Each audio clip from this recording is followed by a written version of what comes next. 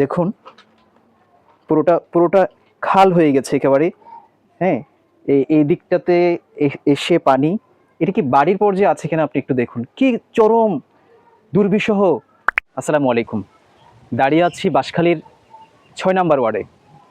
বাহির থেকে দেখলে মনে হবে বাড়িটি খুব ভালো আছে, তারা মোটামুটি বন্যা পরবর্তী যেই জীবন যুদ্ধে টিকে থাকা সেটাতে টিকে আছে, কিন্তু ভেতরে যা অবস্থা তা আসলে আপনাদের মতো সেম আমিও কল্পনা করতে পারিনি। তো যদি আপনাদেরকে একটু দেখাই, একটু আসুন কি অবস্থা হয়েছে দেখুন ভেতরে। একদম ভেতরের রুমটাতে যদি আমি দেখাই তাহলে দেখুন পুরোটা পুরোটা খাল হয়ে গেছে একেবারে। হ্যাঁ, এই দিকটাতে এসে পানি।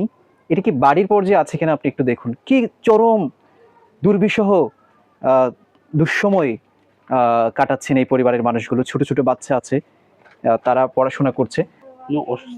অসুস্থ অসুস্থ মানুষ। ঠিক আছে, আমরা ইনশাল্লাহ আলহাজ শামসুল হক ফাউন্ডেশনের পক্ষ থেকে সেই সব বাড়িগুলো, সেই সব মানুষগুলোর জন্য আমরা কাজ করে যাচ্ছি যারা বন্যায় ৩-৪ দিন ধরে পানিবন্দী ছিল এবং পরবর্তীতে বাড়ির ভেতর দেখেন খাল বয়ে গেছে সোজা কথায়। তো এই অবস্থায় আসলে একটা মানুষ কোনোভাবেই থাকতে পারে না।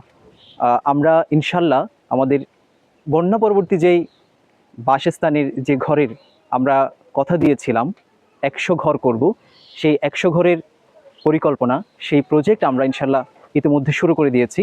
আমাদের অনেক জায়গায় এখন পর্যন্ত বাড়ির কাজ শুরু হয়ে গিয়েছে এবং বাকি যে ইউনিয়নগুলো আছে, বাকি যেই উপজেলার ইউনিয়নগুলো আছে সেগুলো আমরা সার্ভে করছি। ইনশাল্লাহ খুব দ্রুত আমরা আমাদের যেই কথা দেওয়া সেই কথা আমরা রাখতে পারবো। আসসালামু আলাইকুম।